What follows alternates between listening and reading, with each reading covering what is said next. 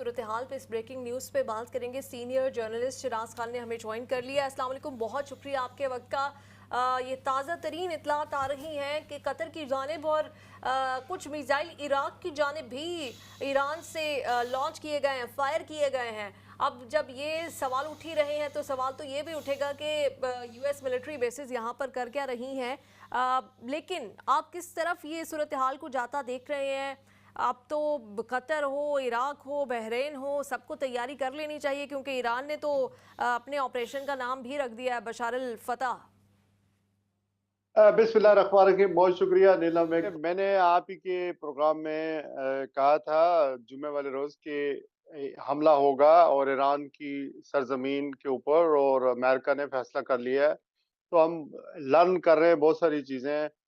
Iran में जो नई चीज लर्न की है वो ये है कि सैयद अली खामनाई जो उनके रूहानी पेशवा हैं, कह रखा था कि एटम बम बनाना हराम है, और ईरान अपनी अपना एटम बम नहीं बना रहा था। और लेकिन इसके बावजूद अमेरिका ने अपनी ताकत दिखाई और उसके बाद उन्होंने वहां पर हमला किया। और इस वक्त मैंने खुद एक इंटरव्यू किया है सैयद हसन अली जैदी का, जो तेहरान बेस्ड जर्नलिस्ट हैं।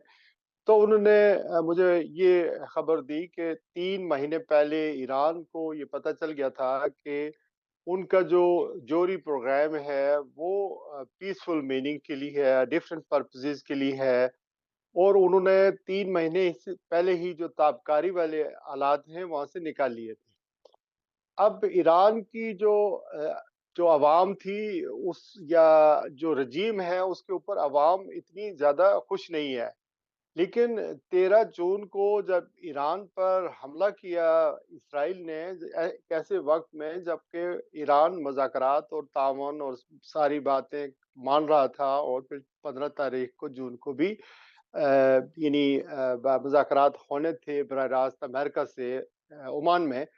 तो इसराइल ने उन मुज़ाकरात को सबोटाज कर दिया। और अमेरिका जो है उसके बाद जो हमले हुए, अमेरिका ने कोई साथ उस तरह का इसराइल का बज़ाहिर दुनिया के सामने नहीं दिया। ये सारी तैयारियां थी, फैसला पहले हो चुका था कि हेजमनी इसराइल की कैसे खित्ते में कायम की जाए। तो अनफॉर्चुनेटली उसके बाद हमने देखा कि उन्होंने बी टू बमर से, कहा जाता है कि बम गिराए, और उसके बाद वहां पर ईरानी ये दावा करते हैं कि उनके जोरी प्रोग्राम को नुकसान नहीं पहुंचा, चूंकि जो जमीन के अंदर जो हम पर ये हुर्मुस में या दूसरी जगहों के अंदर ये 3 साइट्स पर हमले हुए, उनकी जो गहराई है वो तकरीबन 90 मीटर की है, और जबकि ये जो बम गिरे हैं ये 60 मीटर तक गए हैं। तो वो जाहिर है, जब वॉर होती है, जंग होती है, तो प्रोपेगेंडा वॉर भी चलती है, और मुल्क अपनी शिकस्त को तस्लीम नहीं करते, या अपनी कई दफा मजलूमियत का कार्ड खेला जाता है जैसे इसराइल खेल रहा है। तो खबरें इस तरह की सुजेस्ट कर रही हैं कि जो कौम थी वो इस टूटी फूटी रजीम के साथ जुड़ गई, जिन लोगों के वहां पर ज़ाहिर है रजीम के साथ उस तरह उनके इकदामात को सराहते नहीं है। और अवाम का वहां की रजीम के ऊपर या जो हुकूमत है उसके ऊपर प्रेशर इतना बढ़ गया था कि इनको रिटेलिएट करना था। जब किसी भी मुल्क के ऊपर हमला होता है, जैसे ईरान ने पाकिस्तान पर हमला किया था कुछ अर्सा पहले, तो पाकिस्तान ने फौरी तौर पर उसका जवाब दिया था, और उसी अंदाज में दिया था, उसी स्केल पे दिया था। इसी तरह इंडिया ने हमारे ऊपर हमला किया, लेकिन हमने जवाब दिया। तो जब कोई भी इंडिपेंडेंट कंट्री के ऊपर हमला करता है दूसरा मुल्क, तो उसकी मुल्क की सालमियत के लिए ज़रूरी होता है, इस्तेकाम के लिए ज़रूरी होता है कि वो अपना दफा करे जो कुछ उसके पास है। तो ये इमिनेंट था, और ईरान ने ये कहा था कि अगर अमेरिका हमला करेगा ईरान के ऊपर किसी जगह भी, तो उसका जवाब ये दिया जाएगा कि वो अमेरिका पर हमला करने से तो रहे, जो एसेट्स हैं जो 8 ममालिक के खलीजी, जिसमें कतर भी शामिल है, तो वहां उनको निशाना बनाएंगे। और माजी में भी, जब आपको याद होगा, जब कासिम सलमानी को कत्ल किया गया था अम्बेसी के अंदर, शाम के अम्बेसी के अंदर, तो उसके बाद उन्होंने हमला किया था, और इसी वजह से ये हमला कर रहे हैं। आई होप कि ये हमला ना हो, लेकिन ये जो कतर के अंदर हमला हुआ है, ये उस जगह पर हमला हुआ है जहां पर सिविलियन आबादी नहीं है। और कतर को एतमाद में लेकर ये भी कहा गया है, ईरान ने ये कहा है कि आपके जो सिविलियन हैं या आपके जो इलाके हैं, आपसे हमारा कोई मसला नहीं है, हम तो उस जगह पर हमला कर रहे हैं जहां पर अमेरिकन मौजूद है। लेकिन ये हमला करने से पहले जो ईरान के ऊपर अमेरिका ने हमला किया, तो उन्होंने अपने जितने भी फौजी अड्डे थे या जितना जो साजो सामान फौजी था, उनको अलर्ट किया हुआ था कि ये ऐसा रिएक्शन ईरान की तरफ से आ सकता है। तो ये चीजें अब एस्केलेट होनी है। ये हमला सऊदी अरब के अंदर भी हो सकता है। ज़ाहिर है सऊदी अरब के अंदर चूंकि सेंसिटिव के मामलात हैं, वहां पर आपको पता है खाना काबा है, मस्जिद नबवी है, तो मुसलमानों के जज्बात उस तरह जो है बढ़ जाएंगे। लेकिन ये यूएई में भी हो सकता है, आज तो कतर में हुआ है। लेट्स सी के जी, अमेरिका का यकीनी तौर रिस्पांस पे कैसे आता है। शहनाज खान साहब जो अभी ठीक तक है, किसी जख्मी या कोई जानी बिल्कुल नुकसान की इतलात नहीं मिली है। और शराज ये खान जो लिस्ट है ये अमेरिका और इसराइल से हटकर अब तो ईरान वर्सेस मिडिल ईस्ट बनता जा रहा है।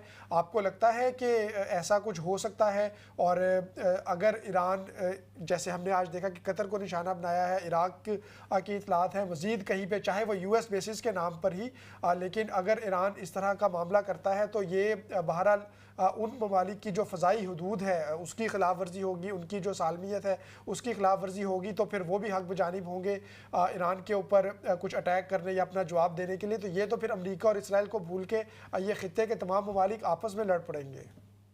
मेरे ख्याल में सवाल तो बनता है, लेकिन मेरी अंडरस्टैंडिंग ये है कि ये जब ईरान ने कतर के ऊपर हमला किया है या बाकी जो मिलिट्री बेस है, मिलिट्री इंस्टॉलेशन है या एसेट्स हैं अमेरिका के मिडिल ईस्ट ममालिक के अंदर, तो उन्हीं को निशाना बनाया जाएगा। और यहाँ पर ये बात आपकी दुरुस्त बनती है कि इनकी इन ममालिक की हुकूमतें यानी वो किस तरह की रिटेलिएशन करेंगी। उर्दन तो बिल्कुल एक पार्टी बना हुआ है, चूंकि इसराइल की ईरान ने जब मिसाइल फेंके या जब बम ड्रोन भेजे इसराइल के ऊपर, तो वो इंटरसेप्ट ज्यादातर उर्दन की सरजमीन इस्तेमाल हुई और उर्दन की फौज भी इसमें शामिल थी, एयरफोर्स भी इसमें शामिल थी।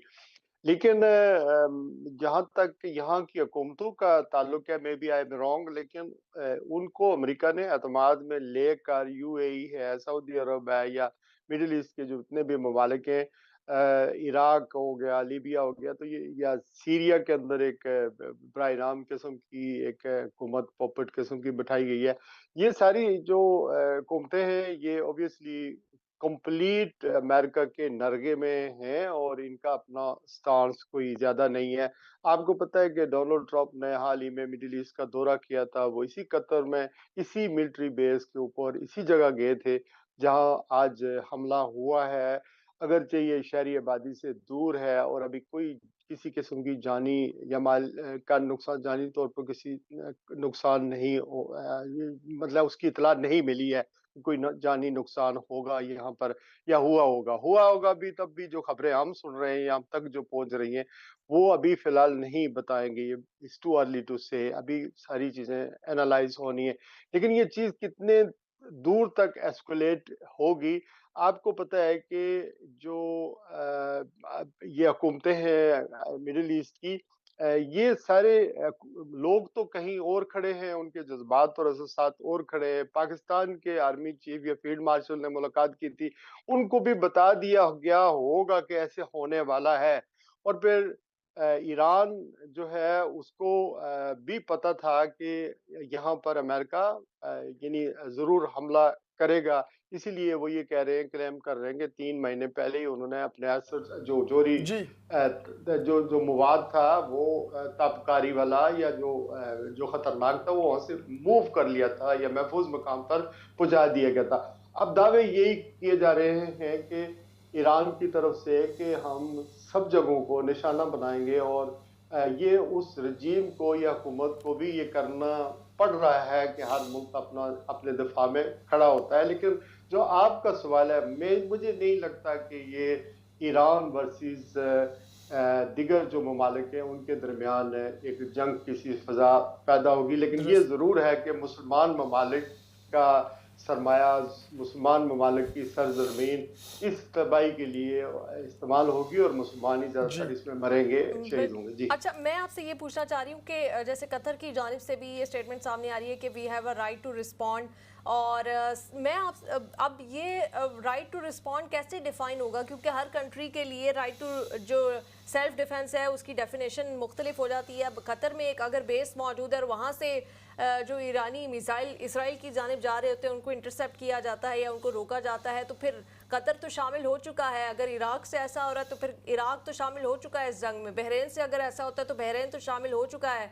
अगर यहाँ इनकी मिलिट्री बेसिस से ऐसे जहाज़ उड़ते हैं या ऐसे वेपन्स इस्तेमाल किए जा रहे हैं जिससे ईरान को नुकसान पहुंच रहा है, तो एक तरह से तो ये पूरी कंट्रीज ईरान पर हमले में शामिल हो चुकी हैं ऑलरेडी। हाँ, ये कानूनी आप कह सकते हैं, चूंकि दुनिया की वाहिद सुपर पावर जिसने इंसानी हकूक को सेफ गार्ड करना है, उसको लुक आफ्टर करना है, जमहूरियत को लुक आफ्टर करना है, वो खुद ऐसे एक्टिविटीज में मुलव्वस है कि एक तरफ इसराइल है जिसने तकरीबन यानी अक्टूबर 2023 से आज तक तकरीबन 62-63 हज़ार लोग जो है फलस्तीन में गजा में शहीद कर दिए। और अगर मुसलमान ममालिक के सरबराहान गजा के मुसलमानों के साथ या फ़लस्तीन के मुसलमानों के साथ खड़े होते और वहाँ पर जो कुछ हुआ है, चलो हमास ने भी हमला किया था, वो भी इक्वली गलत था, चूँकि इज़राइली जो बेगुनाह मारे जाते हैं, मारे गए, वो भी सब मुसलमानों ने उसकी भी मज़म्मत की। लेकिन उसके रिवेंज में बच्चों को और फिर continuously until now as we speak Gaza के मुसलमानों को मारा जा रहा है। लेकिन दूसरी तरफ हमने देखा कि रेड कारपेट ना बिछाए बल्कि बिछाए जा रहे हैं मिडल ईस्ट के इन ममालिक के अंदर, बल्कि जहाज तक भी तोहफे में दिए जा रहे हैं। तो बेसिकली ये ममालिक जिनका आप सवाल कर रही हैं कि इनका क्या रिस्पांस होगा, इनका रिस्पांस वही होगा जो अमेरिका इनको कहेगा। आपको यहाँ पर ये भी मैं बताता चलूँ कि डेविड लेमी ने ईरान के वजीर खारजा से मुलाकात की है, जो यूके के फॉरेन सेक्रेटरी हैं, और वो यानी अब्बास खरांची को, और उन्होंने यानी आपस में जंग ना करने, नेगोशिएशन करने की और ताउन करने की बात कर रहे थे। लेकिन सेम टाइम अमेरिका ने हमला कर दिया। जब अमेरिका ने हमला कर दिया तो यानी अब यूके हो, यूरोप हो, इनके अपने मफादात अमेरिका के साथ जुड़े हुए हैं, तो ये भी उस ईरान के जो हमले इसराइल पर हो रहे हैं उसकी मजम्मत करेंगे। और ये अब एक मौका मिल गया है कि ईरान ने चूंकि यानी इनके बेस के ऊपर हमला किया, तो ये सारे भी आप देख लेना कि ईरान की वो तो मजम्मत करेंगे, लेकिन अमेरिका की मजम्मत करना या जी। इसराइल की मजम्मत करने को अफोर्ड नहीं कर सकते, या करेंगे नहीं।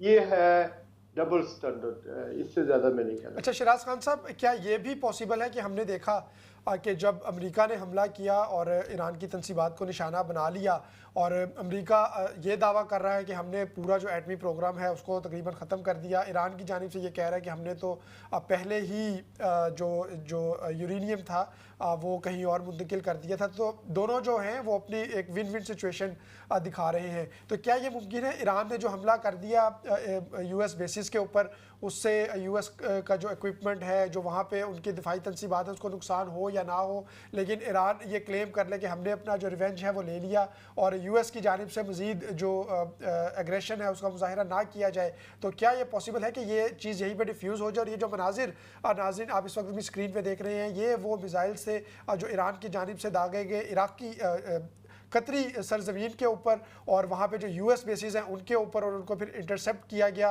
उसके जो मनाजिर हैं उनको इंटरसेप्ट करने के वो आपकी स्क्रीन पर नज़र आ रहे थे। और जो कतर में मामूलात ज़िंदगी हैं वो भी साथ ही साथ रवा दवा है, अगरचे वहाँ पर जो एयर स्पेस है उसको बंद किया गया। तो शिराज खान साहब, मैं आपसे सवाल ये पूछ रहा था, क्या मुमकिन है कि अगर अब ईरान ये कह दे कि हमने जो अपना रिवेंज था वो ले लिया और यूएस फिर अगर मज़ीद आगे नहीं बढ़ता तो ये चीज़ जो है यहाँ पर डिफ्यूज़ हो जाए? अरे इस सादगी पे मानना जाऊं, अगर आपको ये मैं आपकी बात पे यकीन कर लूं भाई मेरे, ये जो प्लानिंग होती है ना ये बहुत पहले होती है, और ये स्क्रिप्ट लिखा हुआ है। हम ऐसा करेंगे, ईरान ऐसा करेगा, हम मुज़ाकरात में एंगेज करेंगे, फिर उसके बाद इसराइल हमला करेगा। अगर बात को मसलत से या सफारतकारी से हल करना था तो ईरान की रजीम भी वहाँ मौजूद रहे, उनका जोहरी प्रोग्राम भी चलता रहे। वो IAEA जो है उसने कह दिया कि यहाँ पर कुछ भी नहीं था। अब वो तुलसी गुलबर्ड जो कह रही हैं, इंटेलिजेंस एजेंसी की अमेरिका की डायरेक्टर, उन्होंने कहा कि ईरान के पास जोहरी ताकत नहीं है, बम नहीं है, और वो अभी बनाए भी तो उसको कई साल 3 साल लग सकते हैं। लेकिन जब सहाफियों ने सवाल पूछा तो वो कुछ डोनाल्ड ट्रंप ने कहा, ये किसने कहा कि उन्होंने कहा कि आपकी डायरेक्टर इंटेलिजेंस कह रही हैं, तो 3-4 घंटे के बाद उनके ऊपर प्रेशर आता है और वो ये कह रही हैं कि नहीं, वो तो हफ्तों में बना सकता है बम। तो स्टेटमेंट ही तब्दील हो जाती है।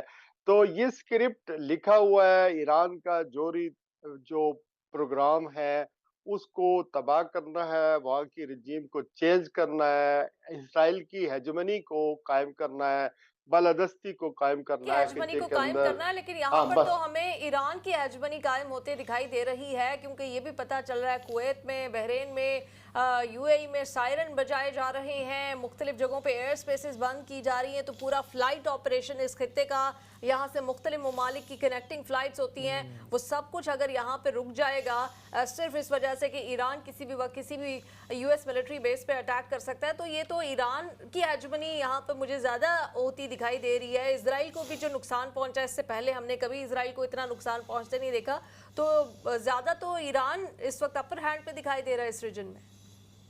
नहीं, पर आई डोंट थिंक सो कि ऐसा होगा। हमला देखिए किसके ऊपर हुआ, हमला ईरान के ऊपर हुआ ना, तो वो अपने दिफा में तो करेगा। राइट या रॉन्ग, वहाँ की रजीम से आपको इख्तलाफ हो सकता है, लेकिन जो चीजें जो हम देख रहे हैं, क्या इसराइल के पास खुद यानी एटम बम नहीं है? उसने किसी मायदे के ऊपर दस्तखत किए हुए हैं।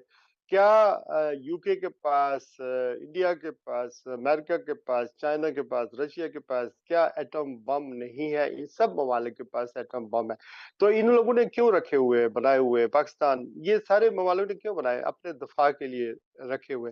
यानी आप रख सकते हैं, लेकिन कोई और मुल्क अगर बनाना चाहे तो आप नहीं बना सकते। ठीक है, ये बात आप कह सकते हैं कि आपका ये जो एटम बम है या जोहरी तवानाई है, ये किस मकसद के लिए है? जैसे पाकिस्तान ने तो लिख के दिया हुआ है कि ये हम अपनी सेफ्टी के लिए अगेंस्ट इंडिया अगर एग्रेशन करता है तो वो होगा। इसी तरह हर मुल्क के अपने पर्पसेस होते हैं। तो अगर हेजमनी की बात जहां तक करते हैं, ग्रेटर इसराइल ने बनना है और ये मंसूबा है, और उसके बाद हम खुद अहले पाकिस्तान, ये पाकिस्तान इसकी जद में आएंगे, क्योंकि इस जंग ने फैलना है और इसके अंदर अभी रशिया का भी इनटेक होगा। चाइना ज़ाहिर है उस तरह लड़ाई ना लड़े, लेकिन ही नोज के जो कहता है जियो हमने अपने मैप में शामिल करना है, ग्रेटर इसराइल के मैप में भी या पाकिस्तान और पाकिस्तान की ब्लॉक तो में डिमांड और बहुत ज्यादा हो गई। ब्लॉक ब्लॉक जो है ना, चूंकि दो है ना, एक वेस्टर्न ब्लॉक है जिसको अमेरिका लीड कर रहा है, और एक चाइना रशिया का ब्लॉक है। आपने किधर जाना है? ब्लॉक्स बने हुए हैं ना, तो कमजोर जो लोग होते हैं वो तो जो ममालिक जो होते हैं जिनकी इकानमी डिपेंड करती है वर्ल्ड बैंक के ऊपर, IMF के ऊपर, वो पाकिस्तान हो या कोई हो, साउथ अफ्रीका के ममालिक हो, वो डिपेंड किसके ऊपर करते हैं? वो अमेरिका के और वेस्ट के ऊपर करते हैं। और साथ जब अमेरिका से ग्रीन मिलता है तो शहनाज खान कर्जे। साहब, पाकिस्तान के ये जो फैक्टर है, ये तो पाकिस्तान के साथ हर वक्त ही लगे होते हैं, लेकिन हालिया दिनों में तो पाकिस्तान ने एक स्टैंड लिया। उसने ईरान के ऊपर जो हमले हुए उसकी भी मजम्मत की, और उसके साथ साथ जो सलामती कौंसिल में चाइना और रशिया के साथ तीसरा मुल्क पाकिस्तान था जिसने एक स्ट्रॉन्ग जो करारदाद है वो पेश की। तो पाकिस्तान इसका मतलब है इन तमाम एलिमेंट्स के होते हुए भी एक मजबूत मौक़िफ़ जो है वो रख सकता है। और उसके साथ साथ अमेरिका के साथ भी उसने कोई जंग की बात नहीं की। अमेरिका को उसने कोई ये नहीं कहा कि अगर ईरान के ऊपर हमला हुआ तो हम तुम्हारे ऊपर हमला कर देंगे। अमेरिका के साथ भी बराबरी की सतह पे ताल्लुकात रखता हुआ नज़र आ रहा है, और ईरान के ऊपर जब हमले हुए उसकी मजम्मत करता हुआ भी नज़र आ रहा है, और फिर सलामती कौंसिल में भी एक एक्टिव रोल अदा करता हुआ नज़र आ रहा है। तो पाकिस्तान की ये जो सफारती पोजीशन इस वक्त है, आपको नहीं लगता कि ये एक अच्छी पोजीशन है, और इसी तरह से गैर जानिबदारी के साथ एक बैलेंस्ड अप्रोच रखनी चाहिए पाकिस्तान को? बिल्कुल रखनी चाहिए। और ये जो यूनाइटेड नेशन की आपने मिसाल दी है, ये यूनाइटेड नेशन से पहले ये नेशन लीग्स होती थी। और ये जो यूनाइटेड नेशन है, इसी ने अप्रूव करना था, मैंडेट देना था कि अमेरिका को वहाँ वोटिंग होनी चाहिए थी, मज़ामती करारदाद, तकरीरें ज़ाहिर है वहाँ होती हैं और उनका कोई असर नहीं होता। यूनाइटेड नेशन आज दुनिया में कौन से मसाइल यूनाइटेड नेशन ने या सिक्योरिटी काउंसिल ने हल करवाए हैं? अमेरिका को डर था कि अगर करारदाद लाते हैं ईरान के खिलाफ एक्शंस के लिए, तो उनको डर था कि चीन वीटो कर देगा, फिर रशिया भी इसको वीटो कर देगा, तो वो करारदाद या मैंडेट के बगैर ही उसने हमला कर दिया ईरान के ऊपर।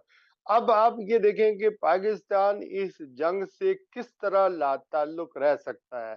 आप ये आपके नेक्स्ट डोर नेबर में लड़ी जा रही है और आप कहते हैं ये ईरान हमारा ब्रादर इस्लामी मुल्क है जिसके साथ हम अपने ताल्लुकात रख सकते हैं और प्रो ईरानियन लोग अगर आप बिफोर 1979 से बात करें या 1979 के बाद इमाम खमीनी के इनकलाब की बात करें, तो ईरान का अमल दखल या सऊदी अरब का अमल दखल पाकिस्तान में बहुत बड़ा है और उसके अंदर फिर जो जो कोल्ड वॉर थी उसमें जो कुछ हुआ आपको अंदाजा नहीं है कि हम किस तरह